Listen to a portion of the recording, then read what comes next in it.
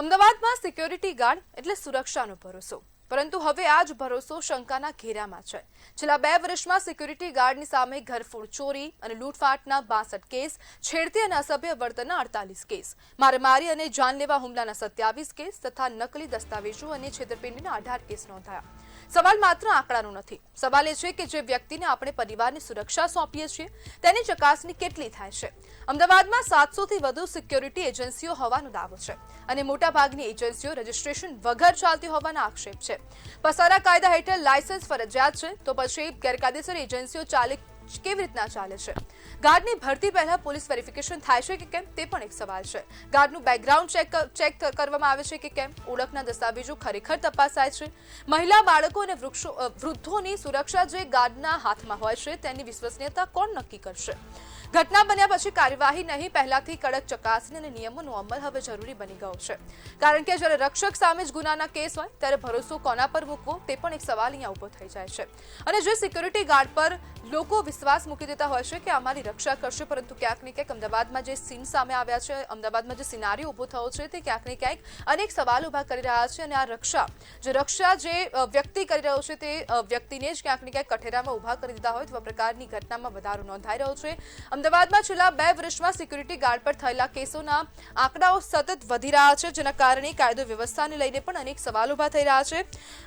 આપણી સાથે એડવોકેટ પ્રયેશ લિંબાચિયા જોડાઈ ગયા છે. પ્રયેશભાઈ, અમદાવાદમાં ક્યાંક ને ક્યાંક એવો સીન ઉભો થયો છે કે ચોકીદાર જ ચોર છે.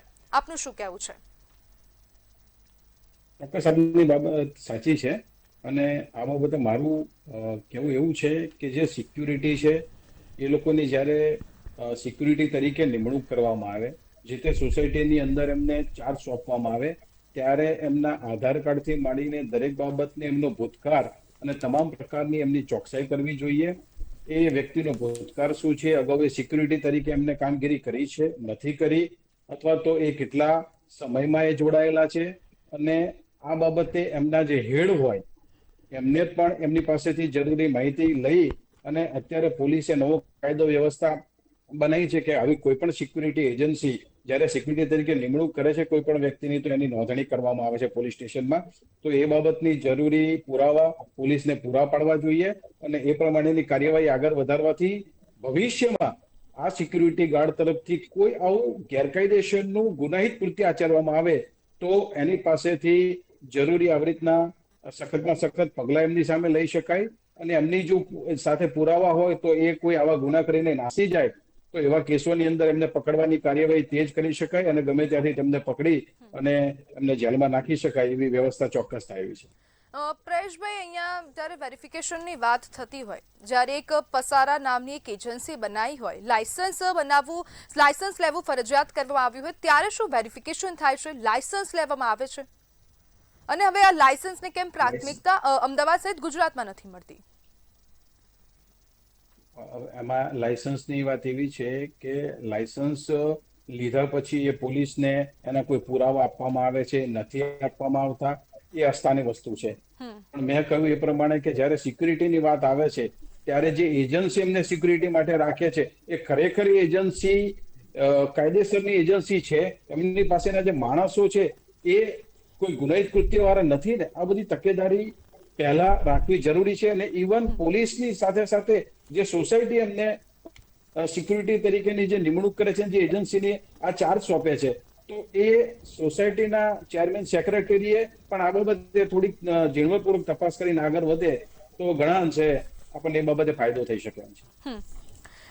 પ્રયેશભાઈ, જે સિક્યોરિટી જે ગાર્ડ રાખવામાં આવી રહ્યા છે, એજન્સીઓ ખાસ કરીને અમદાવાદમાં રજીસ્ટ્રેશન નથી કરાવતી.